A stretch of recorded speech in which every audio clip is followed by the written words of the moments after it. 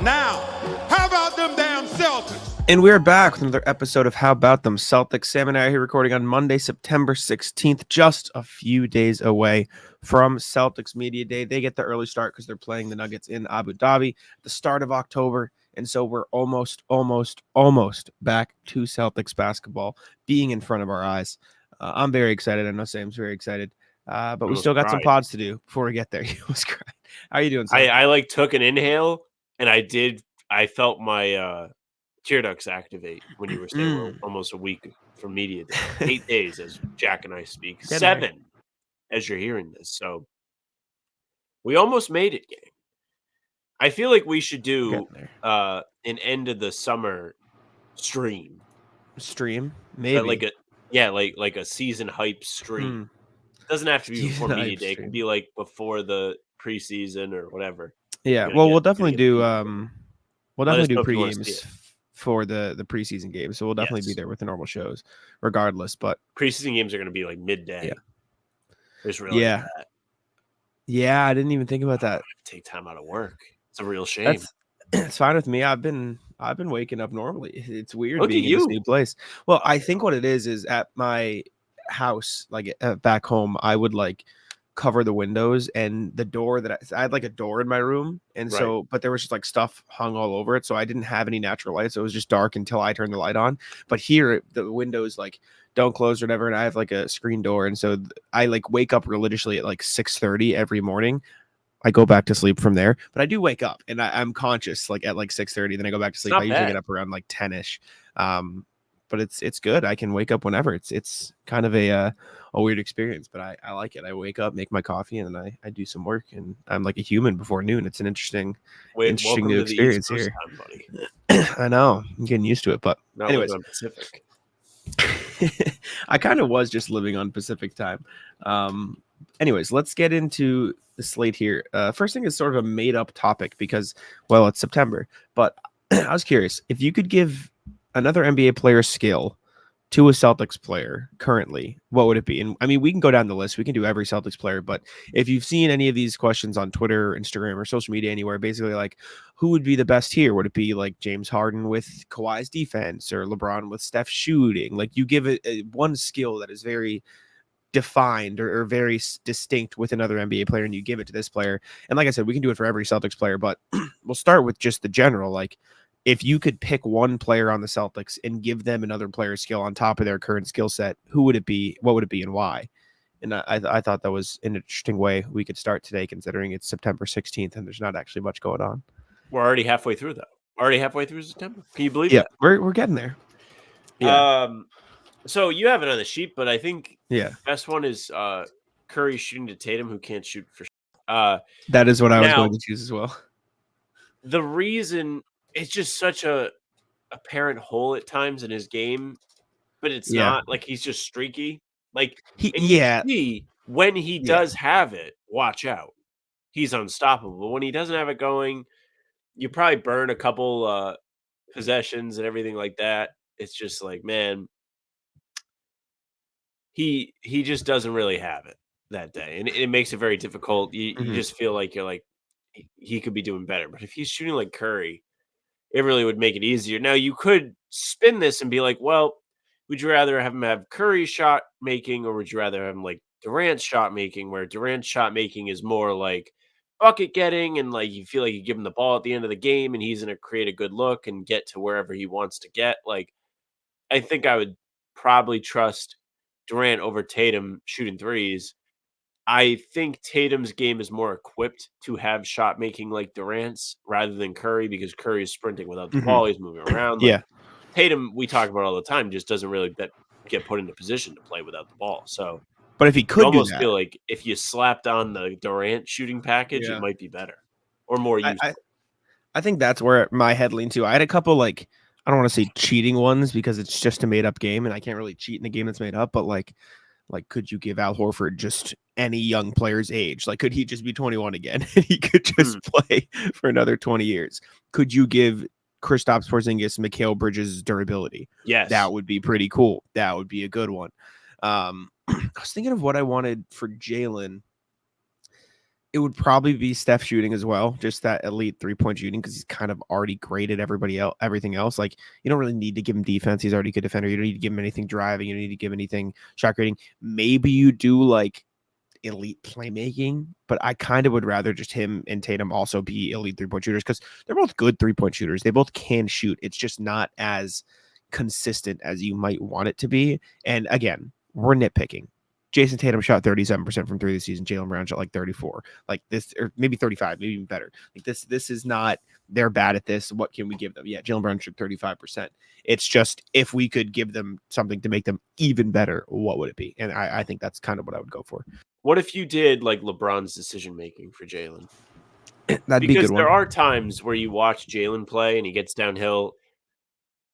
It kind of evaporated from his game towards the end of the season. I felt like, especially in the playoffs, Jaylen was a lot more conscious with the ball. He really didn't seem to go up on like 3 guys and like make you scratch your head, be like, why do you just not kick out?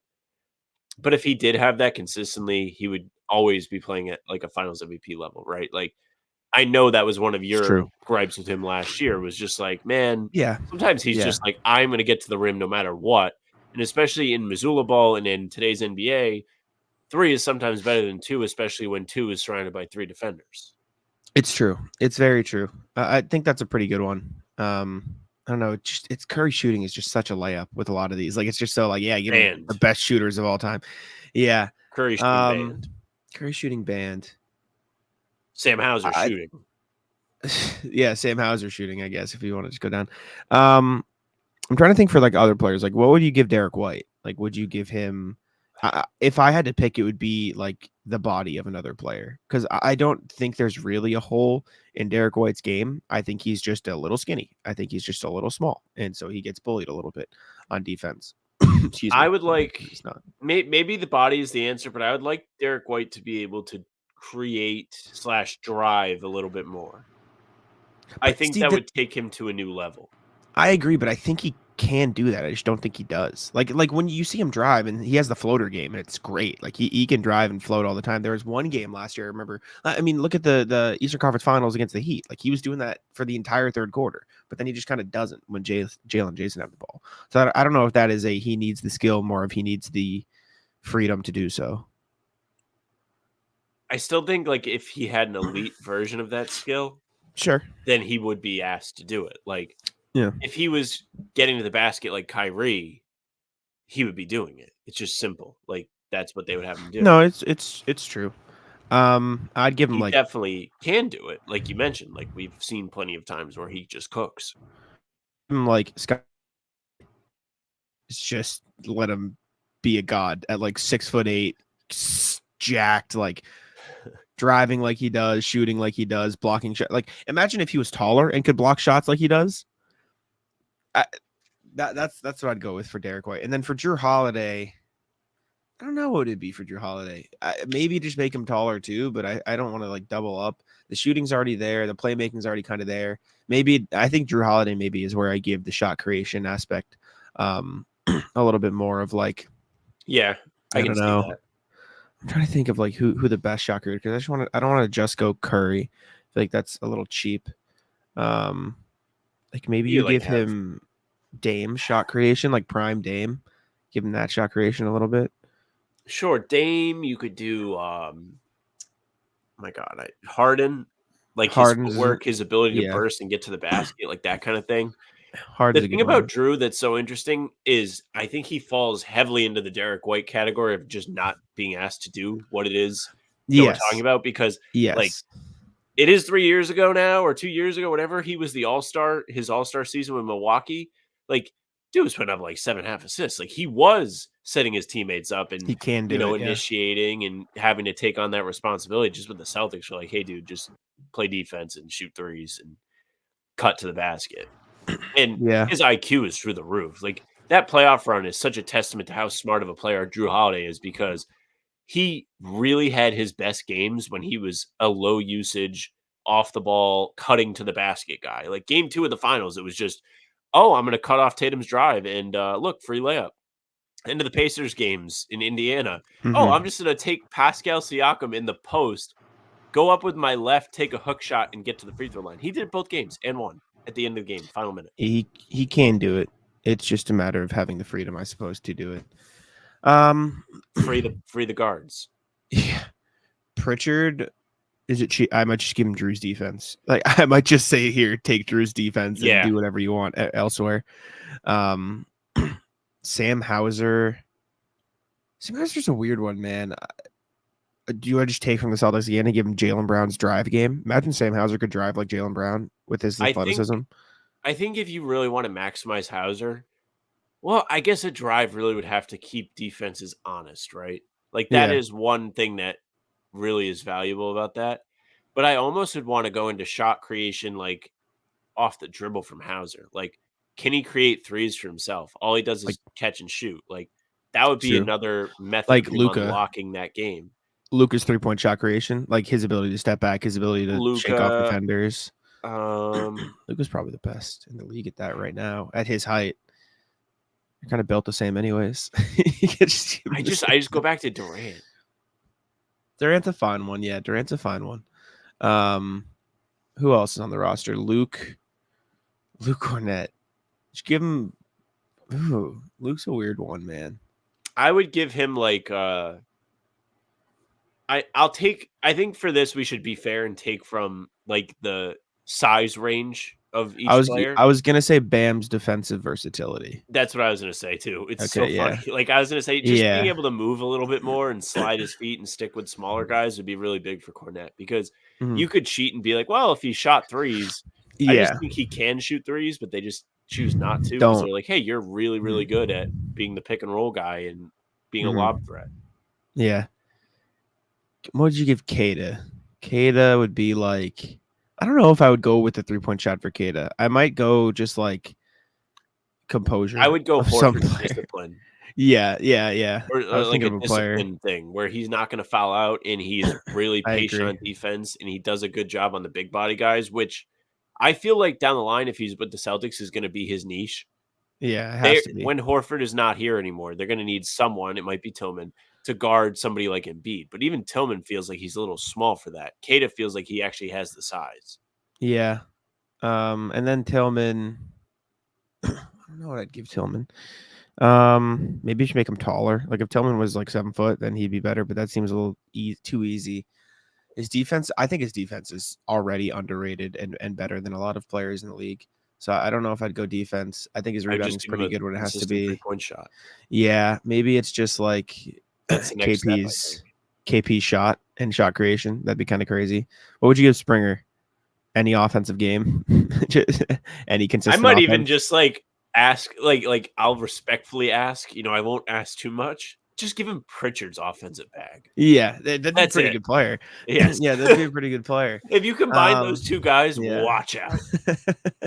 Combining those two, the Celtics would have one of the best backup guards in the league. And they already do. Pritchard's already good. But do you want to do any more players, or do you think that's it? I would give Springer an opportunity. That's all he needs. God damn it. All right. Do we want to do like two-way players? Or do we want to just move on? Do we want to just call it?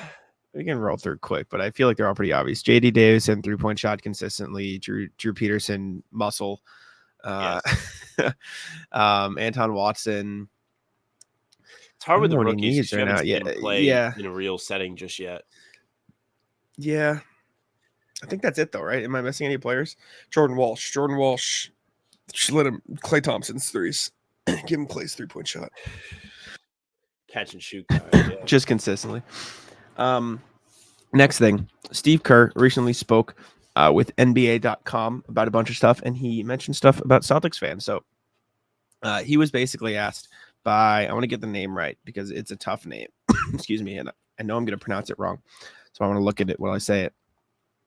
Steve Ashburner of NBA.com, he talked with him, and he basically asked him about benching Tatum and Tyrese Haliburton during the Olympics. He said those guys are great. Jason handled things so well. Then obviously it became a media subject, but he couldn't have handled it better. Tyrese, same thing. Every game was different. And we talked about that from the first night. 12 superstars and probably only 9 can play consistent minutes, which I still don't agree with. But they handled themselves really professionally and pulled for each other. I couldn't be prouder of them all. And then he was asked about, what do you think it'll be like the first time you go to Boston? He said, I think they're going to be all over me. And then he laughed and he said, that's fine. Which is like, that's the only thing Steve Kerr could have said to that question, And listen, like Steve Kerr is a smart guy. He knows. He knows what's happening, and he doesn't care. And that's the correct mindset to have. I'm like semi excited for this Warriors Celtics game on November 6th, just because this Tatum Steve Kerr storyline has been the most annoying thing. Granted, it was the only thing, so I think that made it more annoying than it had to be. But I despised all of the discourse that came from that. It couldn't have really come at a worse time because of, well, you know, the Celtics just won their title and everyone was trying to discredit them as it is. Then when Tatum's on Team USA and he's not actually getting minutes, they actually feel like they have a leg to stand on to be like, this guy's actually not good. If he was good, he would be playing. Granted, Tatum did not play very well. What are you going to do? But overall, I think they're going to let him have it. Steve Kerr's right. But I'm so over this, man. Just a nice beat down on Golden State would be the perfect closure end point of this whole Bookend, storyline. Please put it together. Put it to bed. I mean, please. they smacked him last year, so hopefully. Oh, that's why he sat him. Be real good. Yeah, he was mad Out of spite. Not too pleased because it was Tatum's birthday that day too. That's why. I forgot yeah, that's true. They put J King on the jumbotron too. I know. Oh, really? Yeah. Best month. It's the best month to have a birthday. Respect. Awful. It's a great month. Come on, the perfect month. Let us know your birthday month in the comments, and we'll determine what truly is the best birthday month. Didn't I say August was a terrible month? And someone was like, "Hey, my kid was born in August." I think so. Yeah, I think they got mad at you. Or play it around. PrizePicks is America's #1 daily fantasy sports app with over 5 million active members. PrizePicks is the easiest and most exciting way to play daily fantasy sports, and unlike other apps, on PrizePicks, it's just you against the numbers. All you do is pick more or less on 2 to 6 player stat projections and watch the winnings roll in. One Caleb Williams passing yard gets you 1 win on PrizePicks for every week in September. That's right, only 1 yard gets you an automatic win every football weekend in September. 4 weeks of free W's. Don't miss this deal on PrizePicks because it's gone when September ends. Also, you can now win up to 100 times your money on PrizePicks with as little as 4 correct picks. Sam and I used PrizePicks all season long while on How Bout Them Celtics pregame shows. We picked Jason Tatum dunks, we picked Drew Holiday steals, we picked a ton of stuff, especially during the finals when Kyrie Irving and Luka Doncic, we were kind of preying on their downfall. Download the PrizePicks app today and use code CLNS and get $50 instantly. When you play $5, that's code CLNS on PrizePicks to get $50 instantly when you play $5. You don't even need to win to receive the $50 bonus. It's guaranteed. PrizePicks, run your game. Next thing is another made up topic. I'm getting creative. Aura. No. Not made up. Okay. Give me your dream Celtics playoff scenario next year. And when I say that, I don't want, like, it has to be realistic. You can't say, they play the Pistons in the first round, the Hornets in the second round, right? Like, it has to be actual playoff teams. It can be like this year where it's just mid teams throughout and they smack them. You could also say they get the hardest schedule and sweep them all, and that's probably the baseline answer. But I want you to try to balance realism with your dream scenario. You know what I'm saying? Don't just give me like they'll beat Embiid by a million points, right? That is realistic. Sure, but you know what I'm saying? Like, I want you to give me a balance of realistic take that could, like, your dream take that could also actually happen. Okay, so the best thing that could happen is if they just don't lose. If they win 6-0, they become the first team to ever go Obviously. 6-0. That would be cool. So, dream playoff scenario, it would be, I don't want to say this because I hate people that say this. Having already won the title, it would not be the worst thing if they had a 2022-esque path to get to the finals. Because they would have, much like they did that season, an opportunity to, like, silence everybody, prove that they're better than these teams, and really put their stamp on this iteration of the core, right? Like, they would by far prove to be legitimate.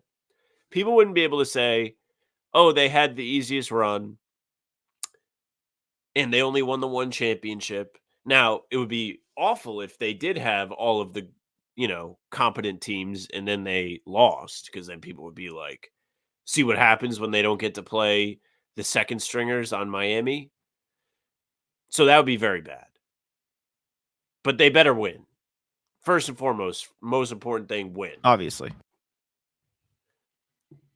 Yeah. I think I would agree. If I had to pick, I'd put a healthy Heat team in the first round. I want Jimmy. I don't want any of this bull crap like somebody's out. Doesn't matter. Like, I want a fully healthy Heat team so we can finally accept that the Heat are washed now. Knock on wood. Respect the Heat. Just messing around. Let me just knock on the door real quick. Put the Sixers in the second round. Sixers or Bucks. I don't care which one. But then the Knicks in the conference finals.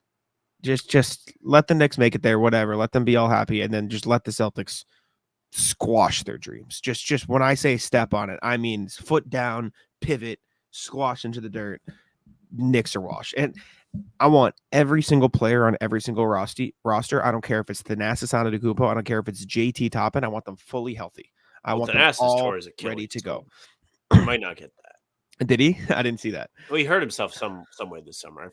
It was either an ACL or Achilles. It was a brutal one. But I want everybody healthy, and I want the Celtics to sweep or gentlemen sweep them all, just because I know sweeping the playoffs isn't as realistic as necessarily possible. But gentlemen sweep is the worst, just like this year, which is possible. Now, the more I think about it, torn Achilles, yeah. This is not so much to do with the playoffs, but it kind of is. What if the Celtics lessened expectations this season by not playing as well in the regular season? That way the playoffs would feel like found money. Like, let's say they win 52 games or 51, like around there, and people are like, are they the same? Is Porzingis healthy? What's going on with the Celtics? The Celtics clearly don't have it this year, whatever, like they'll hype up whatever this team is. Like, let's just say it's let's say like the Knicks have like this incredible like 60-win season. Sure. It's their time. Like, what if the pressure was off the Celtics? Do you know how enjoyable that would be from a watching perspective? Because think about how maybe less so for you than me, but how horrible it was last year when it was like it feels like they have to win. Like, or I don't know what's going to happen. I still don't think the pressure would be off them if they only won 51 games. I think, and this is not the dream scenario at all, so I'm going to knock on wood here. I think someone would have to be hurt for the pressure to be fully off for you to feel that way.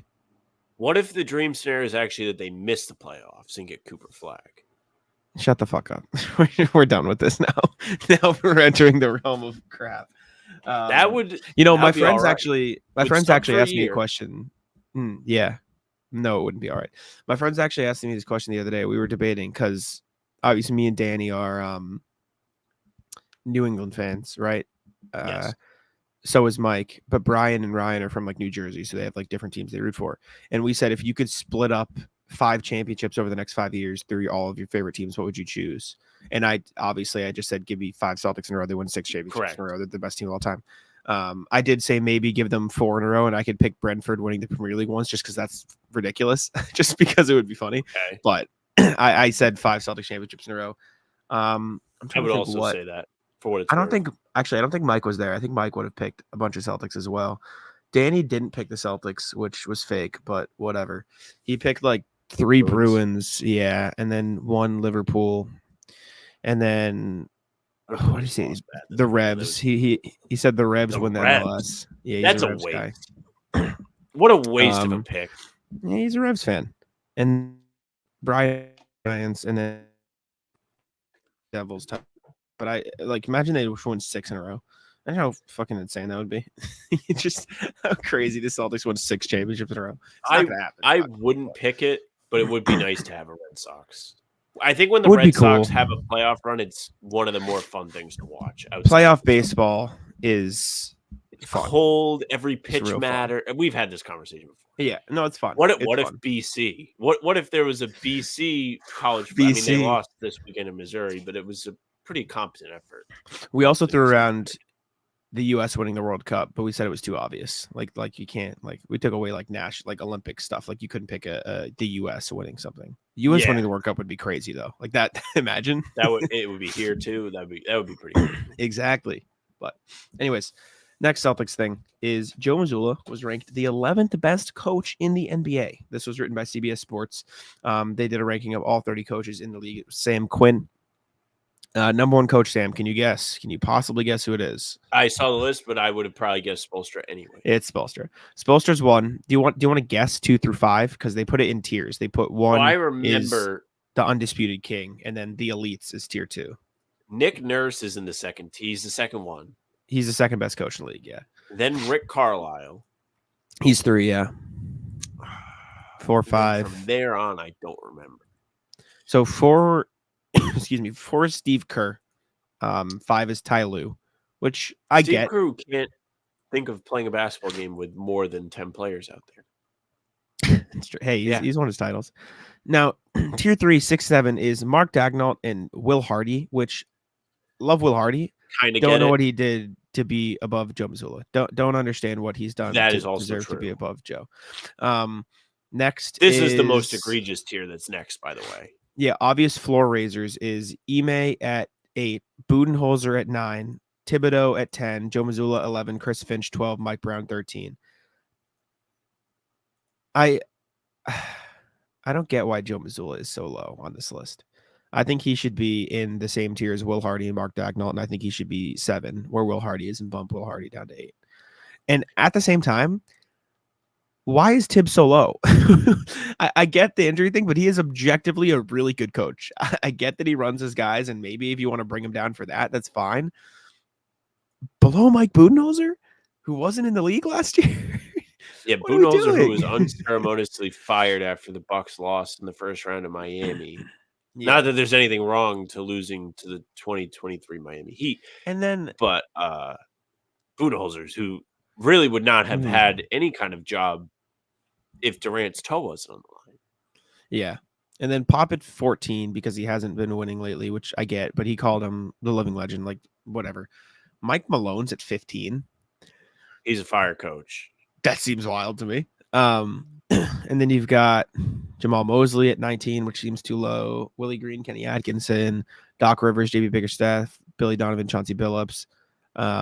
And then we don't know enough, which is Darko Rajakovic, Jordy Fernandez, Charles Lee, Brian Keefe, JJ Redick, which is just coaches who have barely coached. So you don't really know yet, which is fair.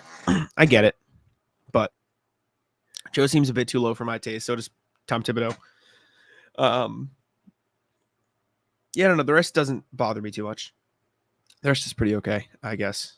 But we'll see what happens this year. Joe unequivocally proved his worth last year. To me, that's why this is all so strange, because I agree. I mean, I suppose if you took this list from last year, which I'm sure is out there, don't go look for it, but I am sure it's out there. Mazzulla was towards the bottom because the Celtics lost to Miami and shouldn't have lost to Miami. Mm-hmm. And he was kind of in the crosshairs for a lot of people because of that. But now, with the Celtics team that won last year, yes, the team was incredible. But it was also a bunch of guys thrown together with Holiday joining latest right before the preseason. Like, if you remember, like, they literally acquired Holiday like the day before the preseason opened.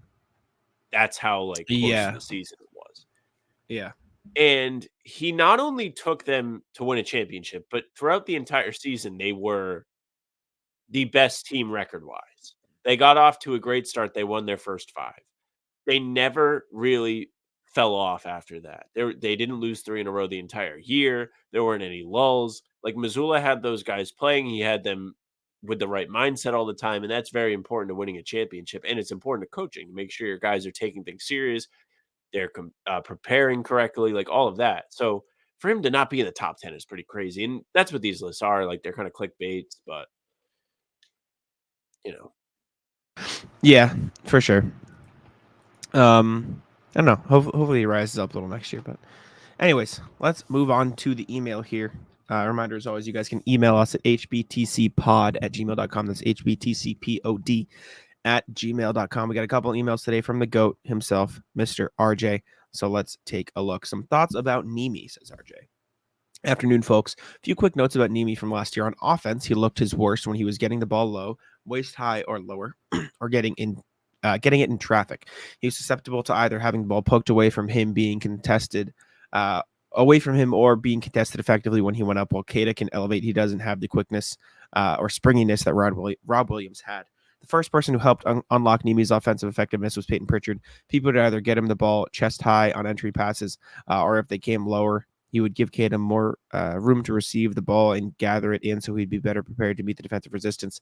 As the season progressed, Drew Holiday started to create the same opportunities. Nemi was also solid when finding open perimeter shooters, for both from a set play and on kickouts from offensive rebounds. Defensively, much of Kata's problems came from turning his body prematurely while following his assignment in a play and leaving his weak side open for a driving layup or a foul trying to recover. He just sent the links. I want to believe that he can be coached out of this sort of defense. While a lot of people have me on Team Nemi, I'm rooting for all five Celtic centers to contribute in their own way to next year's success. 6 if we add an Anton Watson, B. Will, RJ. And then he sent a bunch of links to the high-low, giving examples for what he's talking about. PP giving him the ball in spots where he's best to keep it, and such, and so on and so on. But yeah, thank you, RJ. I'm excited for Nemi, man. I think he's really good. I think he just needs to be coached into. I think the defense is the biggest thing for me. Just the composure and the reliability. I agree. The high-low takes me back to doing the 2-for-1 article. I looked at that site for hours and hours and hours to put 2-for-1 together. So, it's a good article. Listen, I think the two of us are pretty high on Nemi, though. Like, we feel like there's a good amount of room for improvement, and that's a good thing. Like, he has a good skill set to be a strong big guy and play a significant role for the Celtics off the bench.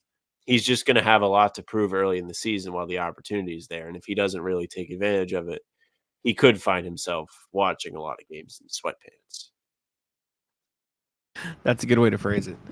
But I think he'll be fine. I'm not too worried about Nemi. Next thing, a quick note about champs and MVPs. The trash talk about Tatum made me curious. Turns out getting MVP trophy is almost a guarantee you aren't winning a ring that year. In the past 10 years, only Curry got the MVP the same year he won his title, 13-14. In the past 25 years, the MVP has only been on the title team 5 times. Shaq in 2000, Duncan in 03, LeBron back-to-back, and the Heat winners in 09 and 2010, and Curry. It's almost as if voters are casting their ballots for the most visible performance. Be well, RJ. It's just all about the best counting stats, and the best counting stats don't usually come with the team playing the best team basketball, and the team playing the best team basketball usually wins the championship. I think that's just it, point blank period, in my opinion. I think that plays a role in it, and I also think there is like by the time guys are on that championship team, the media has encountered the voter fatigue that goes along with voting for MVP. It's like true. LeBron probably could have won MVP every year for like a large chunk of the 2010s. Yeah. So like by the time he was really dominating with the Heat, I think one of his MVPs came with Cleveland like before he left too. So he only got one with Miami. Like, I don't know, like he probably could have been the MVP in 2016. He's a 4-time MVP, I think. Okay, so LeBron. He won 2 back-to-back in Cleveland and 2 back-to-back in Miami, I think.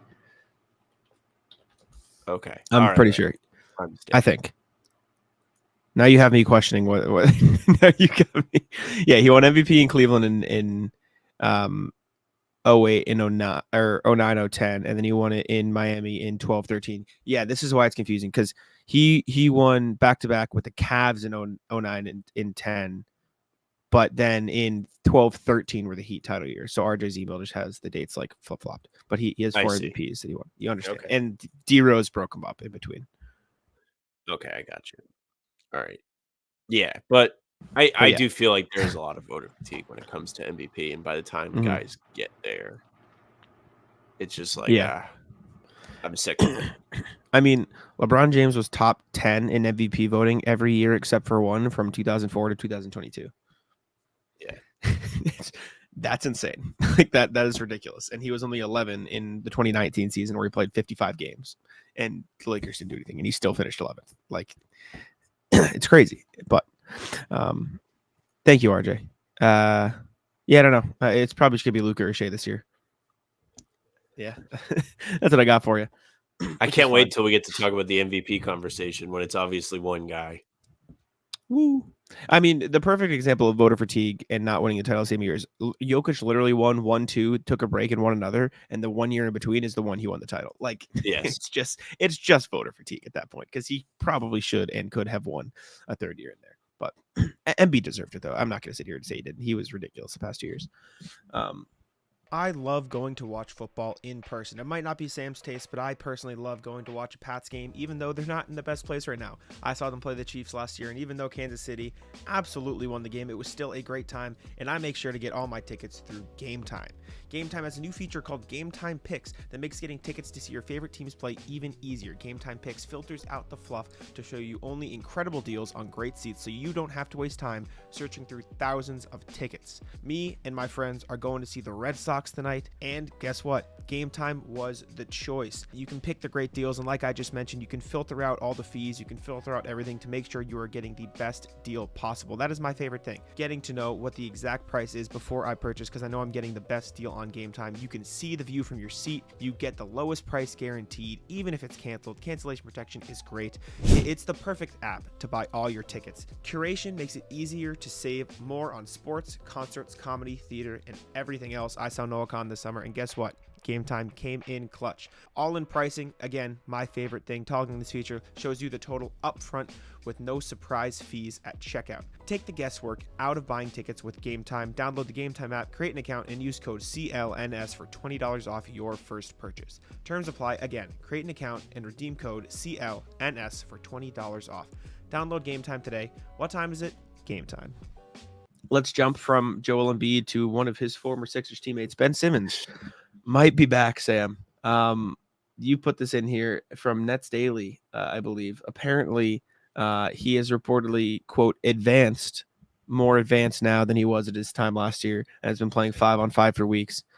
Listen, man, I say this every year when we talk about the same thing. I am rooting for Ben Simmons. I have always been a Ben Simmons believer.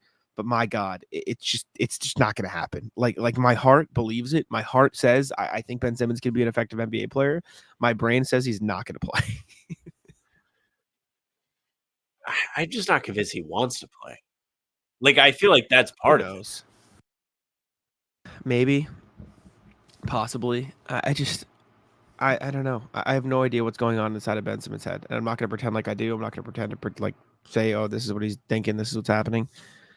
I hope he plays. I hope he plays this year. I hope he plays in a position where there's no pressure because the Nets don't have any chance of doing anything this year.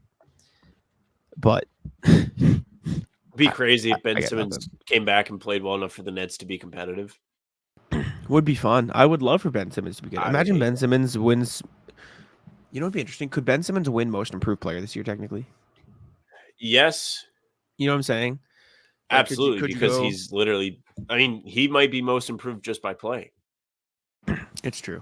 Him and Lonzo. The easiest fix for me has always been just play him at center, but I don't think he wants to play center, which, whatever.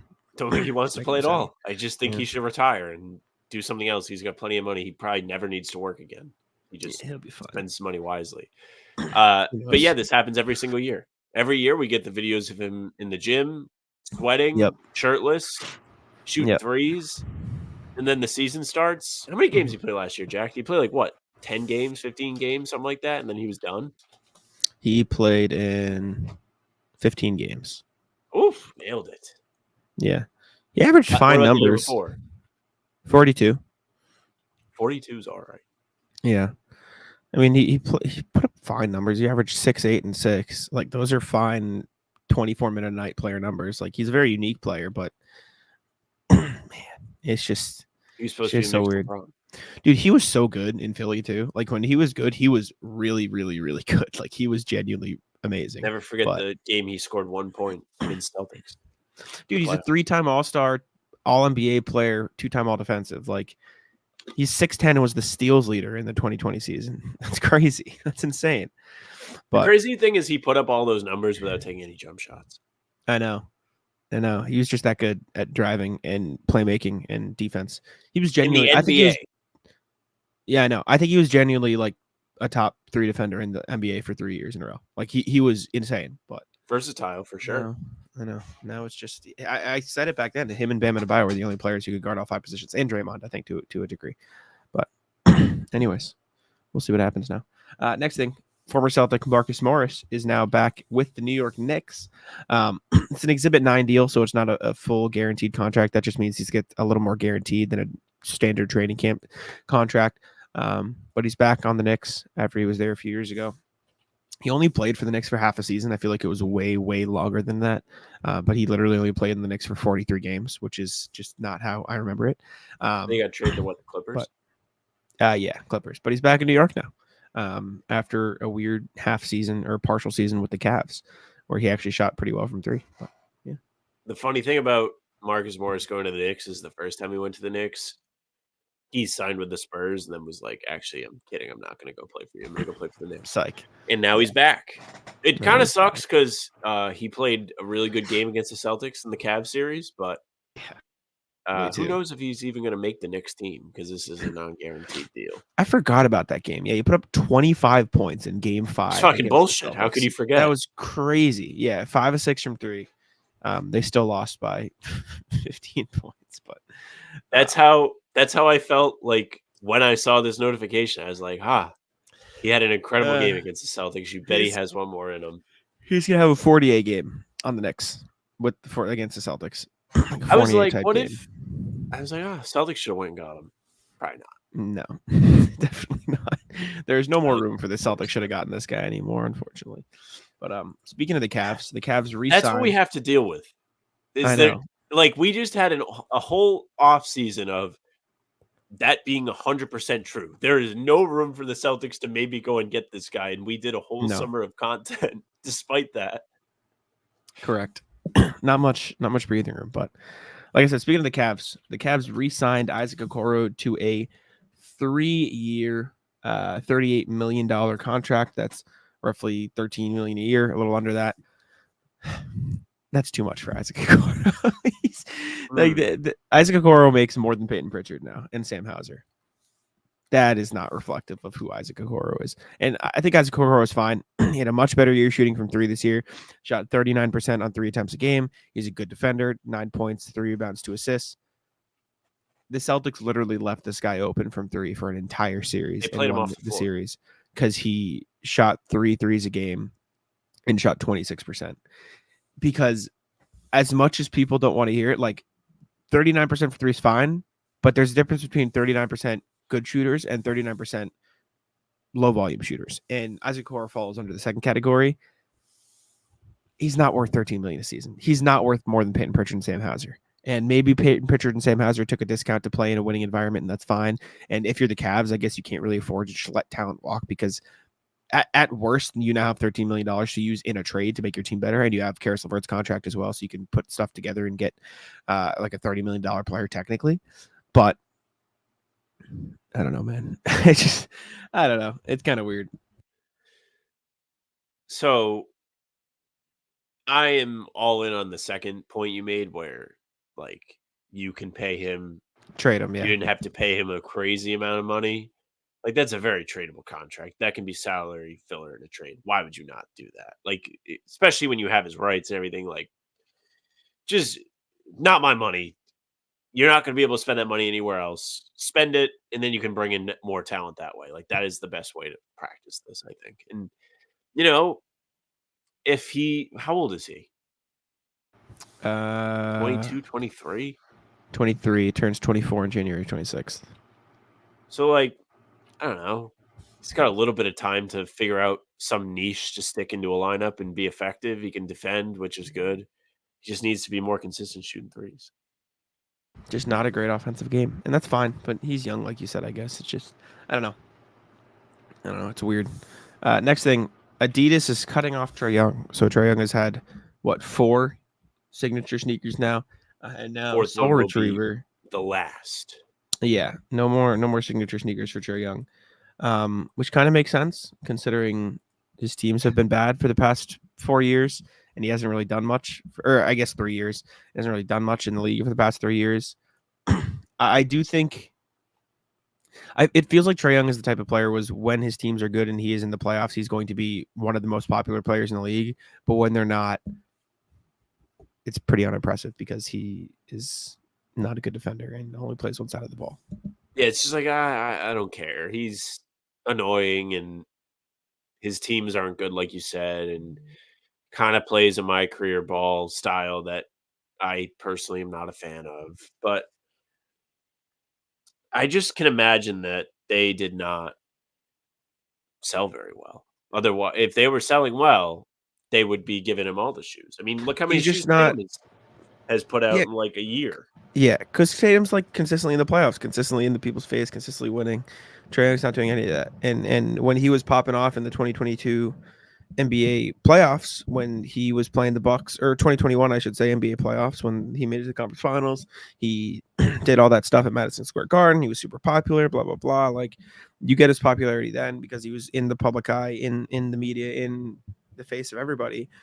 But now the Hawks have missed the playoffs in 2 of the last 3 years and got knocked out in the first round by the Celtics in the other one, and aren't really in a place to compete next year either. So it's just like, what's the point? Maybe you re-up, maybe he gets a new deal somewhere else eventually. But like right now, it's just like, meh. I don't even know what they look like. Do you know what they look like? The Trae Young shoes. Yeah, I know some look like fucking socks.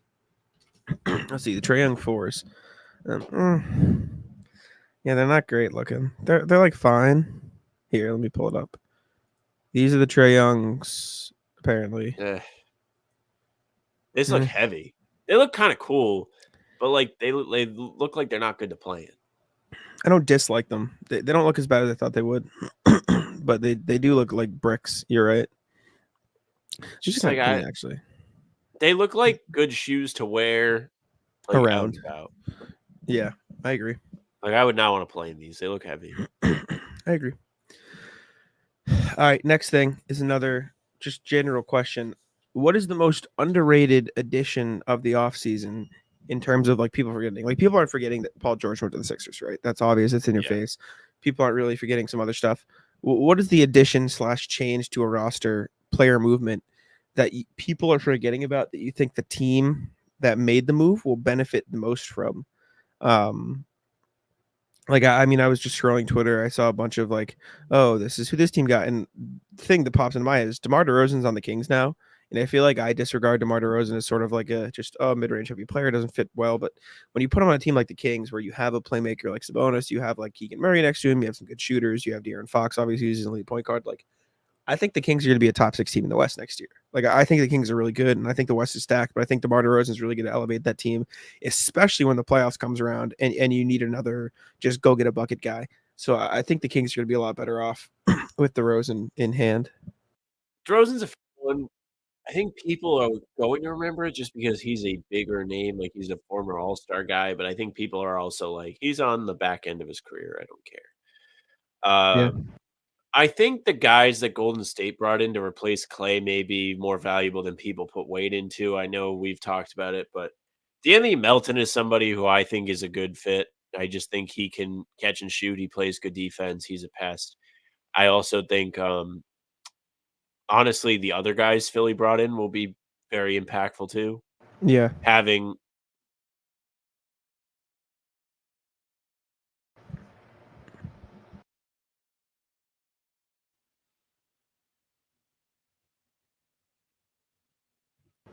I heard having. The other guys Philly brought in and having. Is that what I said? Okay. Yeah. Okay. Ready? And having like Caleb Martin to bring off the bench, Yabusele, who played really well in the Olympics. They just have more depth to deal with a team that isn't quite, the most injury gifted. They have a lot of guys missing time. I'm sure they're going to have load management with Paul George and Embiid there. I think having the extra depth is going to help. I think everyone's going to remember Hartenstein, but still, like, that's going to be a big one for OKC with Chet being their primary big guy. They could use Hartenstein's extra. Yeah, Hartenstein's good. I mean, Caruso too. Just the whole offseason the Thunder have is really good in general. I forgot about Caruso. Yeah, I think sneaky. Like everyone talks about how the Nuggets let KCP go.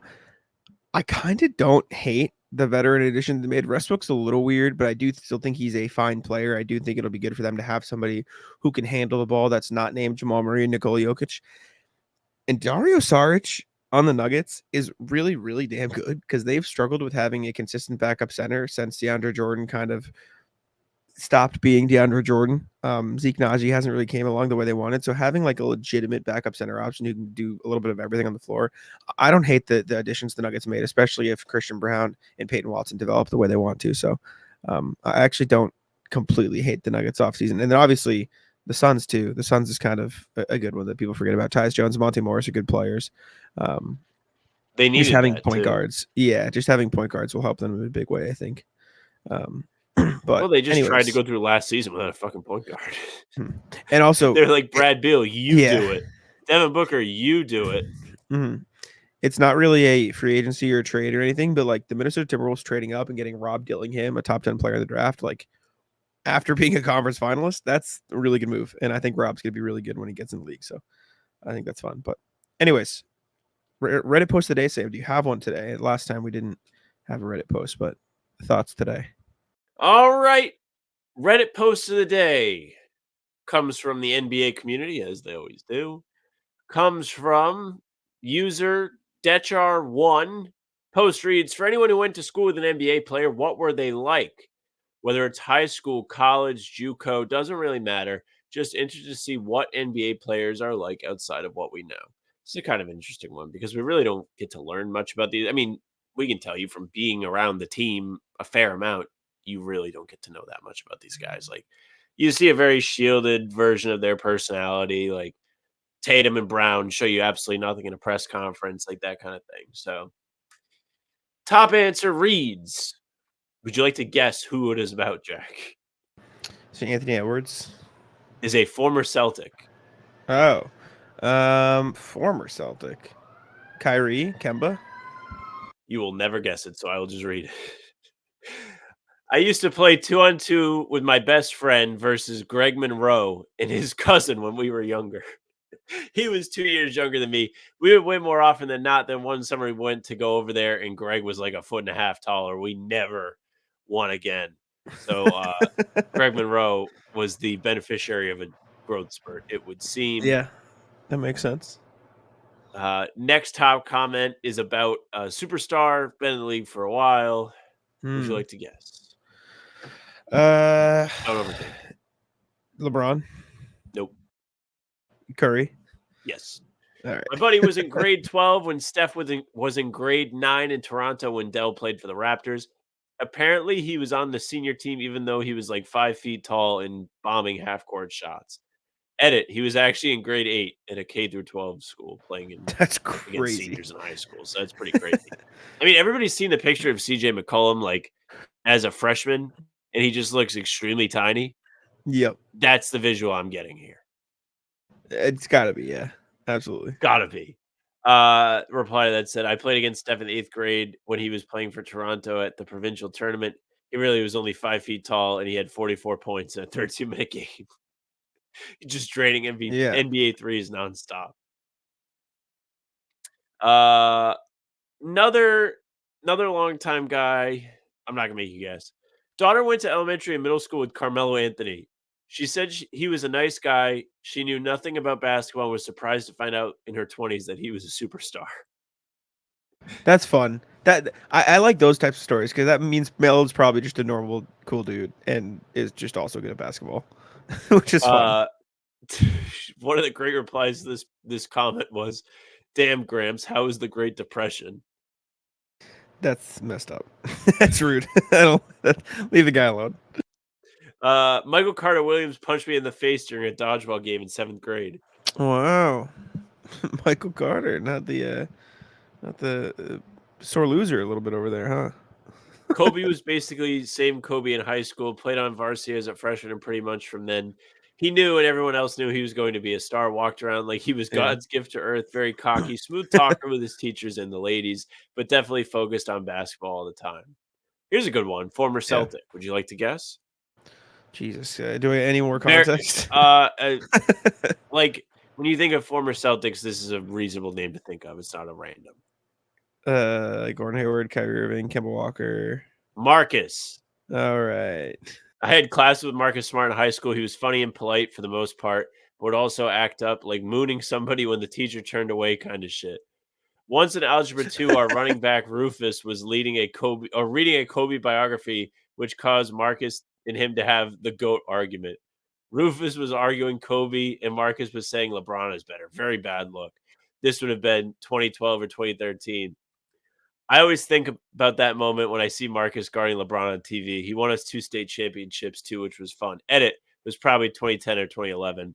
Another fun fact about that class, since I got a lot of views, I don't know. Yeah, no, this is not relevant. But little Marcus insight. Yeah. I went to high school with DeAndre Jordan. I was taller than him when he came in. Dude just never stopped growing. Funny dude, nice guy. DeAndre Jordan seems like one of the nicest NBA players. He just seems like a nice guy, yeah. Cool guy. Yeah. I'll do one more. I was in the same class as Steph at Davison, and actually got to play 3v3 against him and his friends a few times. He was really quiet, but also really chill, probably because he was playing against casuals like me. Just like he was going through the motions and still winning every game with ease. Didn't really talk to him a lot. Just got a few nice shots or good games. Although I didn't get a good look from him when I made a 3 in one of the games. Yeah. Someone replied to that be the highlight of my life. That's fun. I like that. Good Reddit post. Good Reddit post. All right, Rat List. Would you like to kick it off? I can absolutely kick it off. Rat List is being sick on the weekend. Being sick on the weekend is not fun. I'm a big fan of being sick. Make no mistake. I do like being sick because it makes you have a free excuse to do nothing for the day. I love laying in bed, wasting a day in bed, especially Jack more so than I, but we're both pretty busy. So whenever you just get to turn it all off for a day, it is pretty nice. But when it's on the weekend, it's not nice because you're actually having to miss the things you want to miss. So you're either missing all of them or you're actually doing them while you're sick. And that's not fun either. Trying to live life while trying to prevent all kinds of liquid from falling out of your face is not fun. No. No, allergy season has been kicking my ass lately, but I think it's dying down a little bit for me. Did you see Big Cat talk about allergies, Jack? You see the clip? No. He basically called you a bitch. Oh, well. All right. I don't know what you want. I don't know what you want me to say to that. Like the people that have pollen kicking their ass, I don't know what to tell you. I don't know what to tell him. What does he want me to do? How am I supposed to change what is happening? Okay, but no.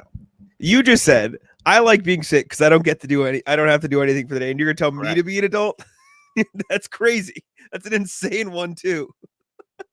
That just shows you how hard my grind is, that I need a sick day to prove that I can rest.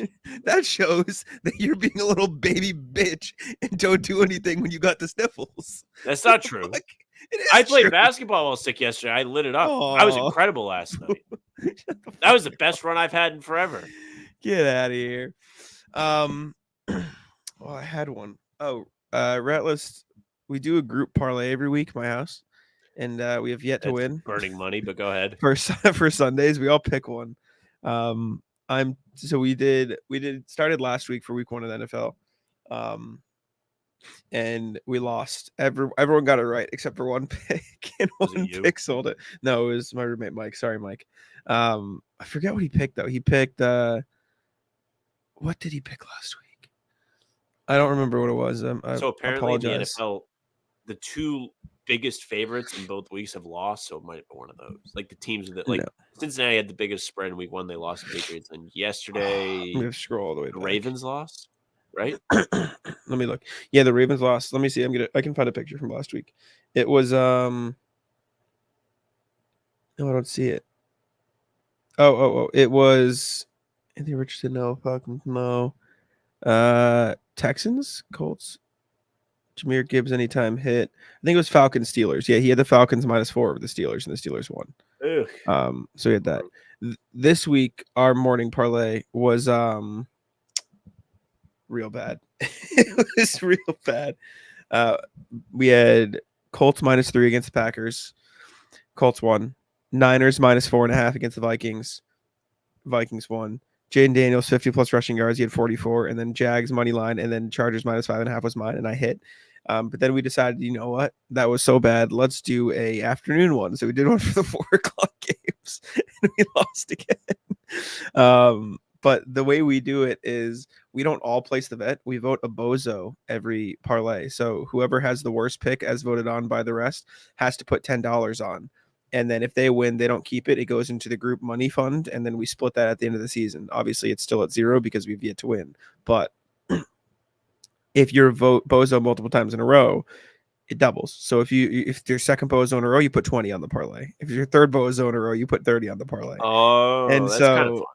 it is fun. So Mike was the bozo a few times in a row because he was the only one who lost, and then he picked the Niners, and the Niners lost, and you picked the favorite, so he got voted. And he was also the bozo from last season because to start because he didn't have a good last season. But then Brian so our afternoon parlay this time was Bo Nix 175 plus yards, which he hit. Danny picked Stephon Diggs touchdown. He didn't get one, so that was up for debate. Mike picked James Conner anytime, that hit. I picked Chiefs -6.5, which didn't hit. But then Brian picked the Rams minus. They won, but they only won by 1. But then Brian picked Rams -1, and they lost by 30 points. So he was voted the bozo for next week. But yeah, we're not the best at betting, so maybe That's a fun idea though. It is fun fun. to do it like the group chat. Everyone gives a pick. It's good. It's a good time. Speaking of the NFL, rat list is Mark Davis's girlfriend. Have you seen this? First of all, Jack. First and Not foremost, real. are you familiar with? I hate Mark to break Davis? it to you. Yeah, it's fake though. I'm sorry. This is fake. Yeah, she's not actually his girlfriend. She's married to Joey Votto. I hate to rain on your parade, but she is not his girlfriend. This was a rumor last year because she was at a Raiders game. But that lady is married to Joey Votto and expecting a child with him, I believe. I think I've seen this too. Wait a minute. Yeah. You're telling me that Mark Davis said didn't say his 26-year-old girlfriend didn't know he was a billionaire and that she was just attracted to his beautiful smile? No, I believe that is fake. That's a shame. Let me I can double check here. But yeah, Hayden Hopkins denied it. She's like, that's not a thing. I'm trying to look and see if I can find Mark Davis marriage. Yeah, I know. I don't think it's real. Hayden Hopkins. Yeah. Oh yeah, denies she's pregnant. Yep. Yeah. Yep. Hayden Hopkins, boyfriend. Let me see. Husband. I think Joey Gallo. Sorry. Yeah. I believe it's Joey Gallo. Man, that's devastating. Yeah, I know. Apologies. Sorry. I hate to rain on your parade, but I'm yeah. That's okay. it's not. It's better than me reporting fake news because we just Yeah. It's okay. Riley is me for getting duped. Would be very funny though. Would be funny if it was Mark Davis, but it's not. Mark Davis is just a very funny person. It is. When you said Mark Davis, I immediately thought of be rough. Mark Davis. So I was like, what? What else do I got for Rattles? Rattles moving. I helped my mom move into a new apartment. Her and my stepdad are moving out of our old house into a new, smaller place because, like, I'm gone. It's just easier. But they have like 50 plus stairs to get upstairs. It is like the tallest staircase to get in the loft, and there's like a corner. And so I'm like, "Where's this going?" Mom's like, "Upstairs." I'm like, "So you're bringing this 90-year-old heavy desk upstairs?" She goes, "Yeah." I'm like, "Why?" I said, "Well, why do we need this?" So Henry and I are just there with my stepdad lugging shit up the stairs all day. And the worst is not what you think. Like, the worst part about moving something up the stairs is not being at the bottom and having to hold the weight. It is being at the top of the stairs and having to bend all the way down and pick it up because I'm too tall for that. Terrible. Awful experience. And balance Hated it. and be afraid you're going to get pulled down the stairs. Yep. And the worst one was the fucking desk. My mom was like, don't hang on to the legs too much. They're going to break. I'm like, so what the fuck do you want me to hang on to? What do you want me to grab? How am I supposed to get this upstairs? But we got it done. We got the job done. It was just not too fun. Not too fun at all. Man, that sucks. And Henry's there too? Henry helped. Yeah. Oh, he's moving. Yeah, with them to the new Yes, place. So W. he's there hanging out. Yeah. Well, I hope this. Well, I actually do hope this is fake. I hope I'm wrong. Rat list, as always, is AI. I was on Reddit today putting the sheet together, and I saw this. Comes from the r/chat GPT community. Post reads, did chat GPT just message me first? Screenshot reads, chat GPT, how was your first week at high school? Did you settle in well? The user messages back, did you just message me first? The AI responds, yes, I did. I just wanted to check in and see how things went with your first week of high school. If you'd rather initiate the conversation yourself, just let me know. What the fuck is going on here? That AI's is taking weird. our jobs. Now it's having thoughts to check in on the user about their first week of high school. Is nobody else concerned about this? No. Is nobody I don't watching really care. movies? I don't actually hate this. You don't hate this. No. I bet it's probably something where it's a setting you can turn it on and off. But like, think of like as stupid as it sounds. Think of people like.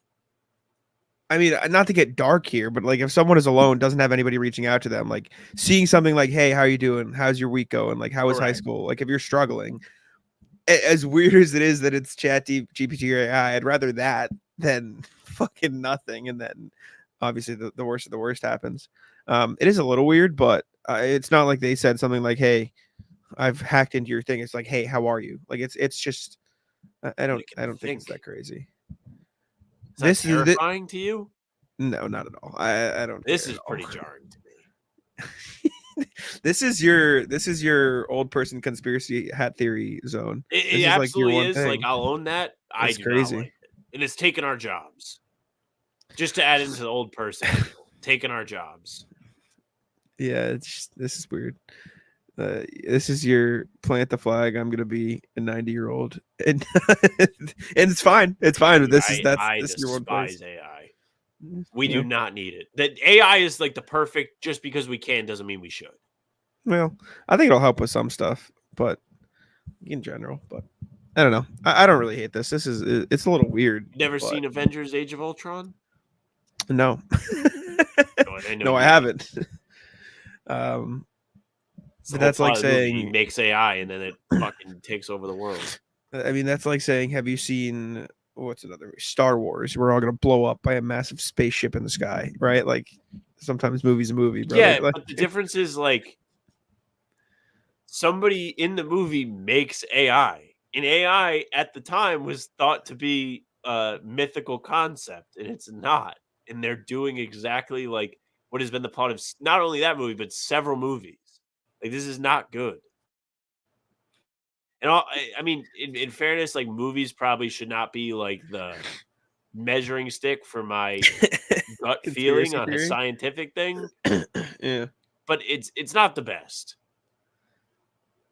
I don't know, man.